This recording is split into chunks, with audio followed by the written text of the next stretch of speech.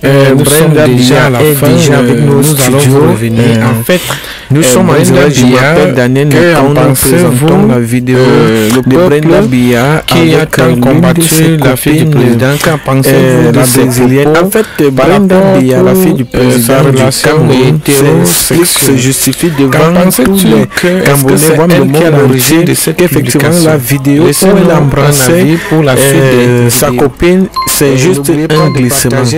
Regardons cette vidéo et nous allons revenir.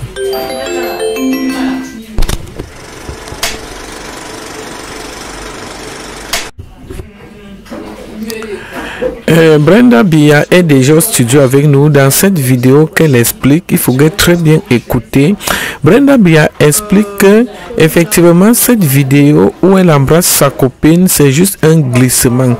Dans ce studio, écoutons très bien la première partie et la deuxième partie. En fait, elle regrette. Écoutons ensemble.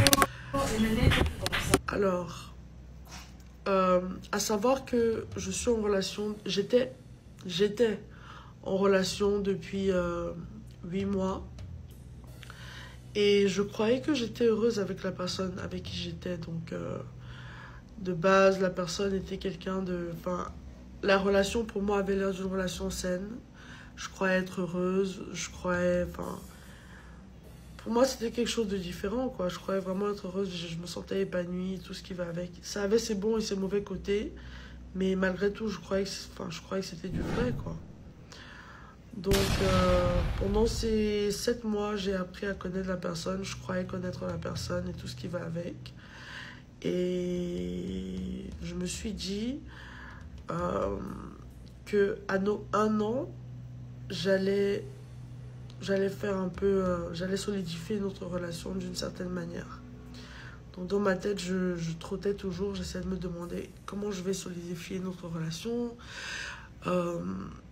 Est-ce que je pensais plus à je me disais, je vais peut-être faire un petit post Instagram à nos 1 an, ou je vais dire à mes parents, ou je sais pas, mais je pensais à solidifier le truc après nos 1 an.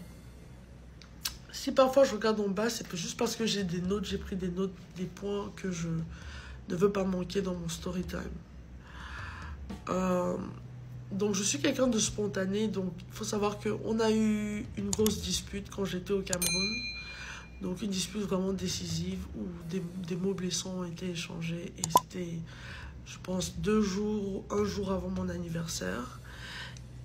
Et donc la dispute a éclaté. Il y a eu des mots vraiment vexants, vraiment blessants qui ont été échangés. Et elle a fini par me plaquer la veille de mon anniversaire.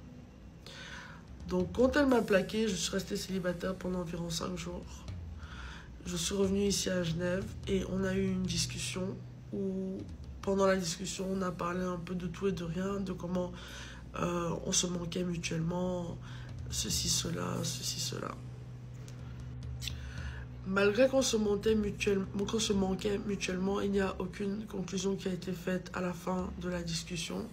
Mais moi, étant quelqu'un de spontané, j'ai voulu faire comment dire, a grand gesture. J'ai voulu faire j'ai voulu démontrer mon amour et je suis quelqu'un de spontané, donc parfois je fais les choses et je réfléchis après, malheureusement. Et donc je suis allée sur mon téléphone et j'ai publié une photo d'elle et moi en train de s'embrasser dans les efforts de la regagner, et j'ai mis je suis folle de toi et j'aimerais que le monde le sache, en sachant que je suis la fille d'un président et je viens d'un pays où l'homosexualité est condamnable. Donc j'ai posté la photo. La photo est restée sur mon Instagram pendant plusieurs heures. J'ai vu qu'elle a été likée, repostée. Elle a pris une ampleur auquel moi-même je ne m'y attendais pas. Donc je m'y attendais à ce que ça fasse parler un peu, mais elle a vraiment été repostée par beaucoup de blogs. Ne serait-ce qu'en Afrique, en Europe. On parle de blogs comme le Parisien, enfin de magazines comme le Parisien, tous les magazines les plus gros LGBTQ, bref, beaucoup de magazines, beaucoup de de blogs en ligne ont reposté cette photo. Et on en parlait. Donc ça a pris une ampleur à laquelle je ne m'attendais pas. Et ça a un peu tourné au vinaigre à partir de là. Même si beaucoup de gens, j'ai reçu beaucoup de commentaires négatifs par rapport à ça. J'ai reçu des insultes, beaucoup de critiques. J'ai aussi reçu beaucoup de soutien de la part de communautés LGBTQ, d'organisations de communautés LGBTQ ou de gens qui ne se sentaient pas représentés au Cameroun et qui trouvaient que je leur envoyais un message de soutien, qui se sentaient vus à travers moi et qui voyaient une sorte d'espoir à travers moi pour se sentir entendre par rapport à la loi qui est mise en place en ce moment. Bref, on va revenir un peu sur le sujet. Parce que là, j'ai l'impression que je m'y écarte. Je poste la photo prend l'ampleur qu'elle prend. Maintenant, donc, j'essaie de gérer le backlash, les retombées du post que j'ai fait. Je ne voulais offenser personne, je voulais heurter personne, je voulais faire du mal à personne. Je voulais juste être moi-même, vouloir aimer la personne que j'aime et vouloir être moi-même aux yeux de...